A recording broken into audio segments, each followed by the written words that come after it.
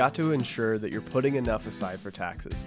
Many self-employed or small business owners just don't set enough aside, and it gets them into big trouble with the IRS.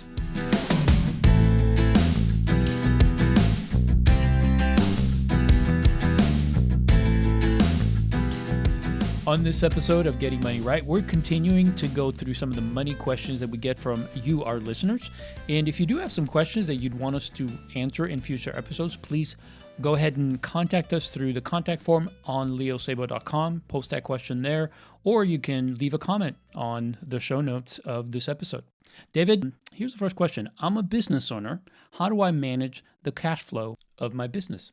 Oh, that's awesome. I love that you have stepped into small business or hopefully even large business. If you've got a large business, then this first part will already be obvious to you and you're probably already doing it. But for the small business owner, you've got to first and foremost make sure that you've got your personal finances completely separate from your business finances. So you need a business account, you need a business savings account, you need a business card where you do your transactions. You want to keep all of that in one place. It's great to do it at a separate bank so that it never gets mixed up with your personal finances. You can do it at the same bank, but make sure that you're labeling these different. Now, they don't have to be actual business accounts. If you want a business account, you go to the IRS website and type in EIN, or you Google EIN, Employer Identification Number, and that'll give you a tax number. And with that tax number, you can give that to the bank and create a business checking account where they will put it in the name of your business and people can pay checks directly to that business. But you could also just use a personal checking account and call it doing business as, say your name, David Thompson, doing business as Getting Money Right. And then people can still write checks to Getting Money Right, which right now today, write your checks to Getting Money Right. No. Okay. That's right. That's exactly where they're coming from. Hey, there you go. No, so you could make it in a personal account or an official business checking account. My point here is that you need to have it separate. So the first foremost thing you've got to do is separate your personal finances from your business finances. And then you manage it a lot like your personal finances. You want to track every single thing that comes in, every little bit of income you get, every sale, every piece of revenue, you track that. And then you track the expenses just like you do in your personal budget. And you've got to have that separated because you're going to be able to use certain expenses in the business that will reduce your profits legally and cause you to pay less taxes. Mm-hmm. And you can still enjoy some of the wealth and income created in that business by potentially buying things for the business that you need to do the business, but also make your life easier. I mean, let's say you're driving an old vehicle for your business. Well, you might be able to upgrade to a nicer vehicle and it's a business expense. Mm-hmm. And so it allows you to improve some things in your life while legally taking a deduction. But I also would never recommend you buy something nicer unless you have the extra cash to do it. And I'd say do it in cash. Don't use debt to do it the majority of the time. You know, there's some sophisticated things you can do, but in general, it's good to keep it simple. So create a detailed budget of exactly how much you expect to bring in, how much you expect to spend. And then, then you've got a lot of options. As long as you've got that budget in place, you're tracking the income and the outgo. Now you can manage it personally and you can literally do the accounting yourself, and you could do cash basis accounting and just go line item by line item, or you could do dual entry accounting. Now, if just me saying those two things is making your head spin, then you could also have somebody manage the books for you and pay them a small fee to manage what you've tracked. But you've got to start by tracking. You've got to get that data so you can hand it to a manager who can manage well your books. Yeah, that's great. I would also recommend, I think a lot of folks who start businesses have this grand idea about being able to have more time with their families and being able to bring in more money and hopefully have that adjustability to their schedule where they can go in when they want to go in. And there's a lot of attraction to that, but understand a business takes time. So just as David said, whether you manage that money on your own or get somebody to manage it, just make sure it is managed. If it does become too cumbersome and takes too much of your time, time that you should be taking to build your business, then hire someone. The cost that you're going to pay a bookkeeper or an accountant to manage your finances is worth you being freed up to be able to focus on your business. Now, if it's a small business, you can do both. That's great. You probably should do both and not pay the extra money, but you make that decision when it's time. However, build some margin and create some savings. I think that should be the first priority of your business is don't start pulling money to live on day one, because it's going to take some time for you to build that business. It's going to take some time to build a healthy income stream. So build a healthy amount of savings because you'll need it. You don't know what's coming. You don't know what it's going to take to build this business. And chances are it's going to need some capital to get off the ground early on. Also create some margin. That's the difference between what's coming in and what's going out. So you can be more prepared for the unexpected, which we know it happens, especially in a business. There's a lot of details to a business and intricacies that can come about. And the more margin you have, the less you are dependent on that income, the better your business is going to be long term. Yeah, that's great. So let's do a physical illustration. Take a look at your hands. Look at your left hand and your right hand. And imagine that your left hand is your personal bank account where your personal money is. And your right hand is your business bank account. It's where all your business income goes in and expenses go out. And let's say that you just made a couple $1,000s in sales. And so you're sitting on $4,000 or $5,000 in your business account. And you think to yourself, it'd be nice to have some of this money in my personal account so I can go buy groceries and I can go maybe enjoy a vacation or whatever's coming next in your life. Well, any money that leaves your right hand and goes from the business account into the personal account is going to be profits. And you're pulling that out as a draw on the business. And so with any profits that you have going into your personal accounts, this is when you have your revenue minus expenses and there's money left over. So these are actual profits that we're talking about here. Right. When you take those profits home and you go right hand to left hand, well, now you've got to pay taxes on those profits. And you're going to be paying, depending on how you've set up your business, there's a bunch of ways to do this. I'm speaking mainly to the small business owner here that is a sole proprietor, has a limited liability company, or is just doing business as. You can set up S Corps and we can get into C Corps. Here we're looking at some of the more simple things. But just realize when you take that money from your right hand and put it into your left hand, the government says you just had income go into your personal finances. That income needs to be taxed. And we're going to hit you with a federal income tax. That means the entire United States at a federal level says, we want some of that money. And then depending on where you live, you're going to be hit with a state income tax because the state says, hey, you just had income in your personal finances. We want some tax on that. You're going to be hit with a social security tax, with a Medicare savings tax because the government is setting aside money for you, forced. They're taking your money and setting it aside, and honestly, if you look at Social Security, they're not actually even saving it into an account for you. They're taking it, saying they're saving it for you and spending it. But that's a whole other episode. Yes, it is. So, okay, if you realize that you're maybe in a 15% federal tax bracket, and then you have about 15% in Social Security and Medicare, that's 30% of everything that you take from your right hand and put into your left hand. You need to be setting aside about 30% of your income. Now, some of you who are a little bit further along in this, you're thinking of an S Corp and you're saying, look, I can form an S Corp and I can pay myself dividends in my business, and those dividends are not taxed at normal income rates. And so this is a step beyond. That's okay. Let me go with these people for a minute and I'll come back.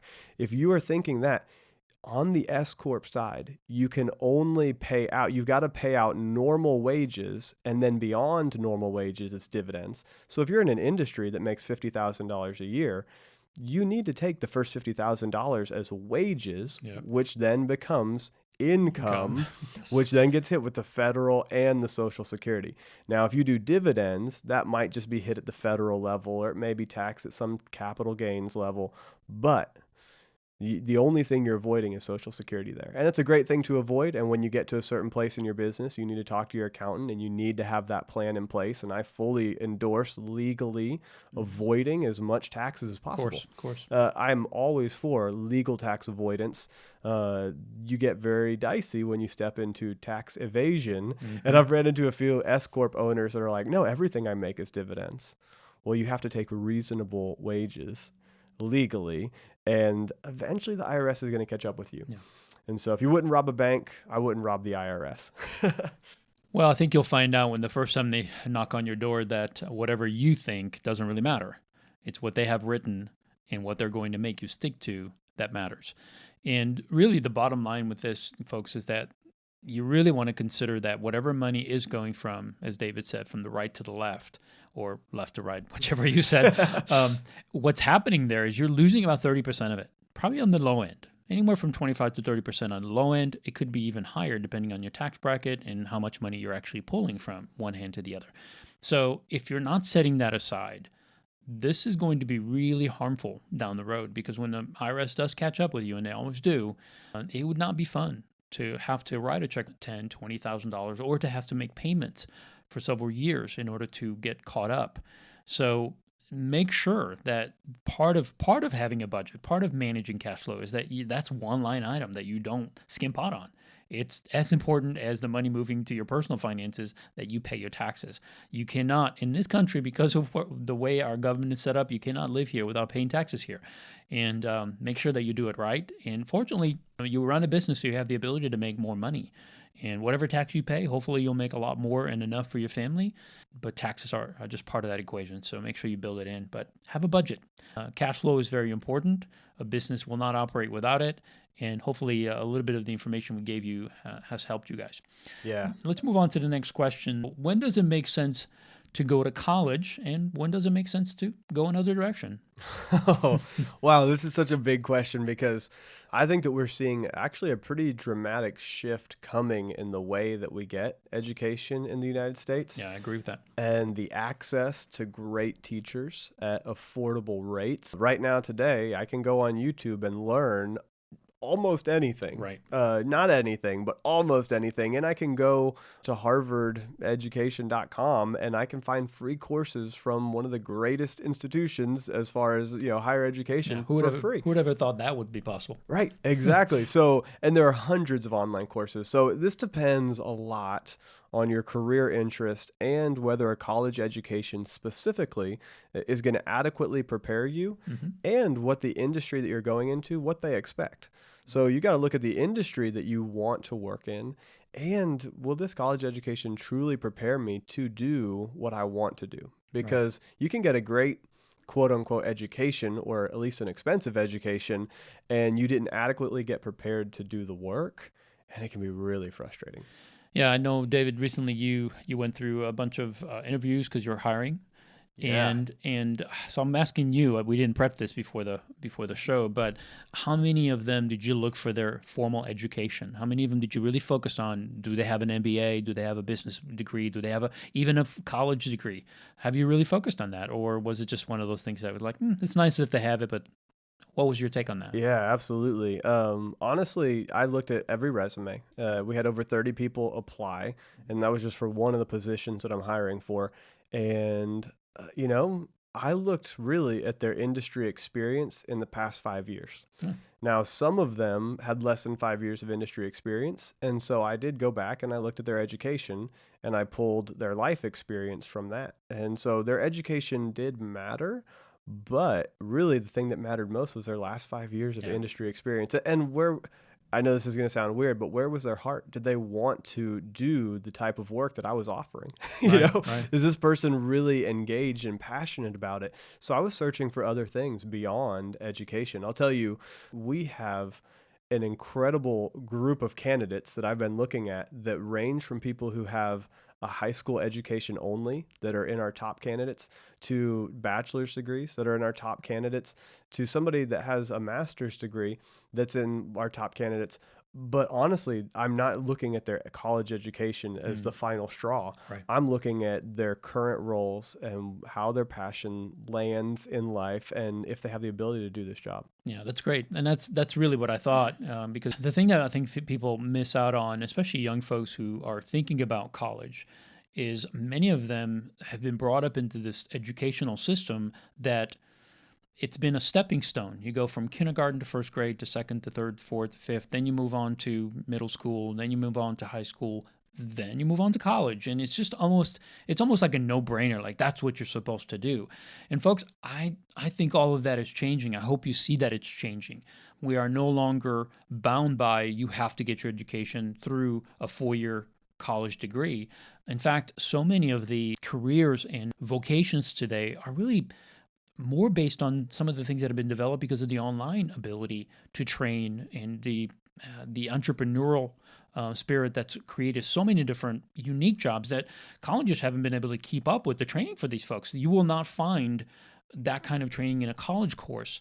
Now, some of the colleges have caught on and now they're creating things, but honestly, if you think about it, their form and their method of teaching is a lot more, it's not as fluid and is not as useful as the one-on-one that's happening through a YouTube or through an online class or through a trade school. And for people who are not, let's say they're just not college or high school just wasn't their best experience, meaning they, from an academic standpoint, they didn't really thrive there because maybe they're more, what is it, right brain? Is that right? Or left brain? Yeah, I asked somebody this the other day that was really into brain science, and they couldn't They even didn't know. remember. So I Okay. don't feel bad anymore. My point is, if you're more artsy rather than a numbers person or a structured person, then you're more likely to thrive in an atmosphere where you don't have rules and regulations and you're not boxed in. And these kind of folks are going to thrive differently, and they're going to create more value by being in industries where they have that freedom to be able to do what really brings the most value to the company that they're working for, the organization they're working for. Yeah, this is spot on. There's another position that's being hired in a department next to mine for a video producer and a video editor, and somebody that can go out and capture great video and then edit it and record it and just turn out great product. Almost everyone going through that process, almost none of them have a formal education. They just fell in love with video. And so they bought a camera when they were young, and they went out and took pictures, and then they recorded, and then they did weddings, and then they did bigger weddings, and then they started doing photo shoots, or they started doing contract work for different organizations, and they just got better and better and better. And that person is more adaptable than maybe the person that's been through a formal education. Yes, I totally agree because they have hands-on experience. They've been doing it and have tried it and have gotten really good at it. And Yeah. they're not just good at it, but they can get the job done fast. Yes. College does help you to think. It helps you to learn. There's good benefits to it. And there are some careers that you have to go down that path in order to get your certification, to get your degree, whatever is necessary to move on to the next phase. But most of the time, from my perspective, limited perspective, it's a launching pad. It's really just preparing you for the next phase. But that's not for everybody. And I think that's the thing to draw from this is that it's not for every single person. And knowing who you are and knowing what your gifting is and what you're called to, what you really feel deep down you're most satisfied in doing, you have to take those things into account. You just can't just jump into college, hope that by junior or senior year you finally figure it out because you're boxed in. You have only so many options. And I think we need to do a better job with our children of getting them prepared to take that step by helping them to understand who they are before they step in. Yeah. College is not for everybody, but laziness is for nobody. That's right. So don't take this as, oh, well, David and left for Leo, college. they didn't endorse college, so I can just stay at home and play video games. No, you've got to build a plan and get out there and do something. You've got to find out, just like Leo said, who you are, what you're passionate about, what stirs you, what are the things that you can work on almost endlessly, and that you get energy from doing that work instead of feeling expired and wasted at the end of the day. You feel refreshed. You're like, oh, I love doing that. I want to go do that again. I want to go do that again. And you work into the night on it because it feels good to you and it serves other people. If you find that, and it doesn't necessarily need a formal education, you can do it on your own and you can get there on your own, go for it. That's great. That entrepreneurial spirit will serve you well. On the flip side, in defense of college, I went to college and I got a 4-year degree and I'm very happy that I did. I came out with $15,000 of student loans. I think that you need to be extremely cautious about going into debt to go to school because there's so many cheap, free or inexpensive ways to get your education. Knowing what I know now, I would be more cautious about going through the education system because $15,000 takes time to pay off, and that can slow down what you want to go do. The good news is with a good college education in a career field that has growth, like engineering, like mathematics, science, a lot of business degrees. Those have career potential to bring in a lot of income, but you have to love that area. You have to Mm. love math if you're going to major in math. You've got to love, engineering if you're going to major in engineering. And so you've got to figure out how you're wired. And it's great to go to college because it can serve you well, but it doesn't mean that it's for everybody. And again, laziness is for nobody. I agree. And I just want to add one more comment to parents. If you're, no matter what age your children are, my encouragement to you as parent is just really get to understand the gifting of your children, really sow into them and help them understand who they are. It's so tempting as a parent to just say, well, my kid's got to go to college. That's what successful people do. They go to college and then they make a big income down the road. And again, I'm not against college. Both of my daughters went to college. They both got 4-year degrees. But what I want to encourage you as a parent is to really just listen to your child. Don't follow the herd. Don't believe the culture that your child has to conform to everyone else. Really individually talk with them. See if what they're interested in will be served in a college education. If it's not, then allow them the freedom to, maybe for a year, give them that opportunity to find another path. And if they don't find it, they can always go back to college. You don't have to enter college at 18 or 19. You can enter at 25. My wife didn't go to college until she was 30. So it doesn't really matter. Time is on your side, especially when they're younger. Just don't pigeonhole them into a specific niche because you think that's what they need to do. Really listen to them. Help them to understand who they are. Help them to make that decision so that they're happy for the rest of their lives. Yeah. Whatever they end up doing. That's great. Okay, so Leo, on that vein, I want to go to college. My child wants to go to college. How do I avoid student loans? That's the next question. How do I avoid student loans? Dun, dun, dun, dun. Yeah, that's great. There are a lot of grants, typically found through the FAFSA, the Free Application for Federal Student Aid, and you can fill that out and see what you qualify for. Grants are often based on financial need and do not have to be paid back. So that's the first thing you want to do is see what you would qualify for. Scholarships, there are so many scholarships out there, really for just about anything. And there are literally billions of dollars that are available that your child can apply for. You don't have to have a great GPA, by the way, to apply for these things. Many of them don't require that, and you also don't need to be in a low-income situation to qualify. The best thing to do is just apply everywhere. If you're interested in something, see if there's a scholarship that will fund part of that. And don't think that it's a 4-year scholarship to somewhere. You may end up getting 6 or 7 scholarships to cover the whole cost, or you might get a few to cover half the cost. But just realize the money's out there. There's literally billions of dollars unclaimed every year because people just don't apply for these scholarships. Yeah, I saw in the corporate world a lot of organizations that were putting together scholarship funds. And so I was a part of the risk management industry. And so there was a risk and insurance management scholarship. And it was put together by the RIMS organization, Risk and Insurance Management Society. And so these people got together once a year, they raised funds, and then they gave scholarships.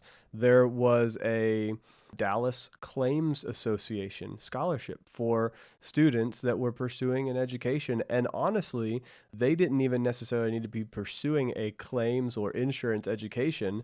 They just had to know somebody that was related to the organization that would say, this is a good student and we want to help them. Right. And so there's Lions Clubs, there's church organizations, there's credit unions. I mean, start to get out there and start Googling who are some of the organizations in my city, in my county, and start looking this up, and then go join those. Go become a friend of the organization. As an 18-year-old, if you show up at meetings, they will be so blown away and impressed. And you begin to build relationships, and then you share that you're on your college journey. You're gonna capture some hearts and some minds, and people are gonna want to help you go further. So you've got to step out. You've got to put in the work, and talk to your parents. What industry are they in, and what organizations are in that industry? Talk to your friends or relatives, and begin to see, okay, what are some of these unknown scholarships? And I just say they're unknown because who would have ever thought about the Risk and Insurance Management Society scholarship? Nobody's thinking risk and insurance management. There's also organizations out there that will actually do all the legwork for you and present these opportunities, scholarships to you. There's a small cost, maybe a couple $100 to join, and it's not just for one child, but for all the siblings. In fact, one of my clients right now, his son is in college, and his daughter is 15. She's going to be in college in a couple of years, and they were telling me that they signed up for this thing, and unfortunately, the son didn't apply for any scholarships, but I encourage them strongly to take a different approach when it comes to their daughter, because they're going to need the financial help to get her through. So it's important that you know it's out there and find ways to find out who's giving scholarships, but know that there are literally billions of dollars out there that go unclaimed. So that should tell you that there are people willing to write a check. They're just waiting for the right person to say, hey, write a check to me. Yeah. And they'll say, okay. Well, and look at your student. I don't know what their hour of labor is worth, but if they go into the marketplace, it's usually worth about $10 an hour on the high Or end. less. Or less, right? Yeah, it's minimum wage, whatever that is. So Right? if they spend 5 hours writing out 5 applications, and one of those 5 turn into a $500 scholarship, well, they spent 5 hours and they got $500. That's $100 an hour. They That's are right. 10 times the income. So it's worth putting in the energy. I mean, Absolutely. yes, write 10 of them and spend 10 hours on it and get $1,000 scholarship. Keep looking, keep pushing in. Yep, that's good. And if you start early, you got plenty of time. So do start early. Start by maybe their junior year, the beginning of their junior year, and start applying for these things. And you will make some headway. The persistent will end up getting some scholarships. Here's some other options. Military tuition assistance. For active military members, this is capped at $4,500 per year. It's a great way to start or complete a degree. The best part is that it doesn't take away from the GI Bill. And the GI Bill is actually given to military members who serve over 90 consecutive days and provides up to 36 months of education benefits. And if you don't use it, you can actually pass it on to your dependents, so that's kind of cool. For those who are already employed, check with your company, because some offer tuition reimbursement assistance. My brother, when he was working as I believe he was a welder, or he worked at a company making car parts, like door panels and the sheet metal parts on cars. He worked at a place for like 10 years, and he took about 2-3 years maybe longer than that, maybe 4, to go to 9 classes. He would go to 9 classes, and the company reimbursed him. If he got a B or higher average in the class. So he ended up getting a degree, an associate's degree in CAD design, and then ended up working for the company having that degree. And it was the easiest job in the company. He just had to program this machine. Everybody else was hard labor. But you just never know what your company is willing to do. So approach your HR department or the benefits department and find out if they do tuition reimbursement, and you'll never know. Yeah, that's great. Another old-fashioned way of doing things is to work I knew that was as you going to come go to up. school. So watch out. If Leo and David are on the podcast, we're going to talk about putting in work. Yes, sir. Work study programs, on the job or on the campus work programs, or, off the campus. I was a waiter for 5 years through college. So, I did it my senior year of high school and all 4 years of college. And in the weekend, working 2-3 nights a week, Friday, Saturday, Sunday, you could earn as much as somebody doing an hourly job working 30 hours a week. And I could do it in, I don't know, I'm thinking 12, 15 hours in the weekend. Yeah. So as a waiter, look for the unique opportunities to work and earn income while you're in school and pay your way through. Your kids have the ability to work and study. When you get to retirement, you do not necessarily have the opportunity to continue working. Hopefully you will. Hopefully you've gained a skill set where you're going to keep serving people your whole life and keep being paid financially for that service. And I think most people, you live longer, you have better health, you have better brain activities when you're working, serving. I think most people should work longer, not in a mean way, in a way that's like, hey, you're going to enjoy life better if you're in a social environment. But Absolutely. But work longer, but you can't borrow for retirement. Your children can borrow for student loans. They can borrow for school. They can work when they're in school. So if you had to prioritize your retirement savings versus your kids' education, prioritize retirement savings and realize that your kids do have the opportunity to work. Yeah. So here's just a few more. Attend a junior college for the first 2 years. This is something one of my daughters did, and it was less expensive. And the tuition for junior college is much, much lower than even an in-state college. Also, attend an in-state college instead of an out-of-state. This is going to be much less expensive. Take college-level exam program exams. These are CLEPs. These are exams that you take as you enter college, and they will literally allow you to skip certain classes because of your knowledge already. If you can pass these classes, and you can skip certain electives. Yeah, I always heard people talk about the CLEP exams, and I was so confused. Oh yeah, I clept out of that class. I'm like, you what? Like, did you clip it? Like, did you take scissors and cut that class out of your schedule? Or no, I clept out of it. Yep. What is that? No, college level examination program. I'm so glad you broke down that acronym for me, Leo. I've been confused for a long time.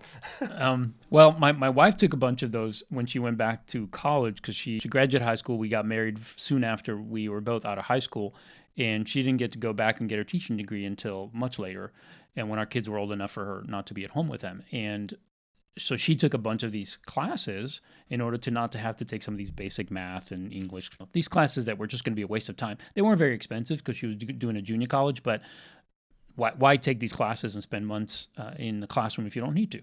So that's why I know about it. Now, my younger daughter, Courtney, did not do that. She could have done it, but she didn't. She just signed up for the class. And anyway, so know that they're there and they're available. Well, I didn't do it either, Leo. So don't judge, because judging.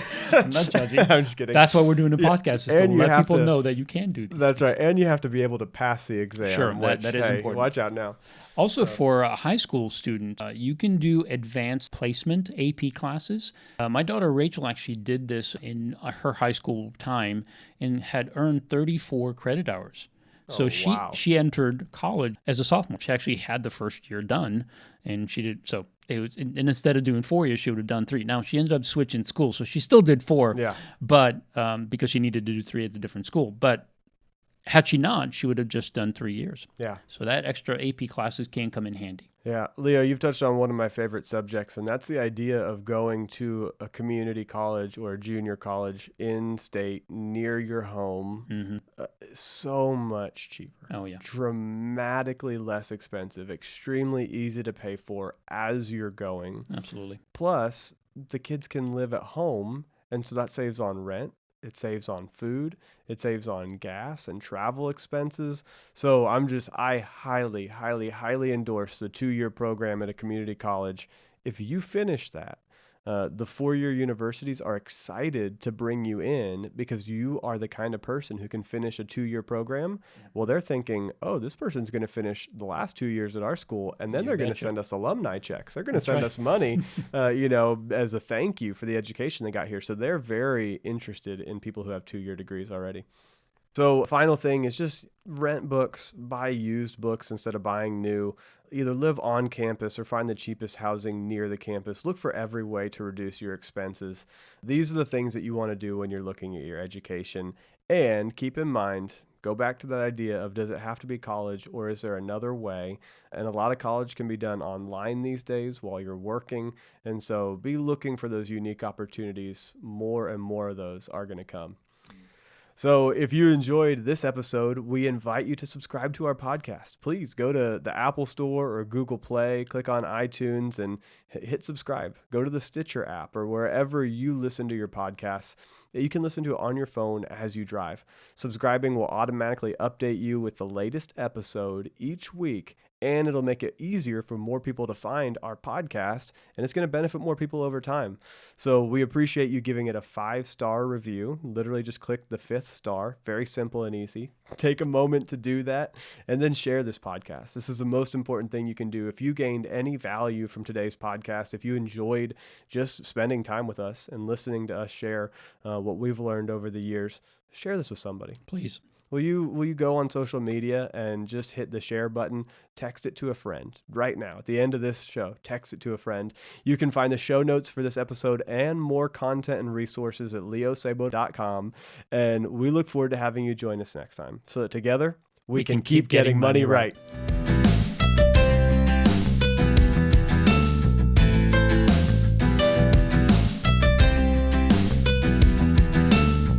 there are so many other options to learning today. Trade schools, online classes for things like photography, marketing, sales, even gaming, and so many others. Some people will be better equipped to step into these careers through a non-formal education and not attend a college or university.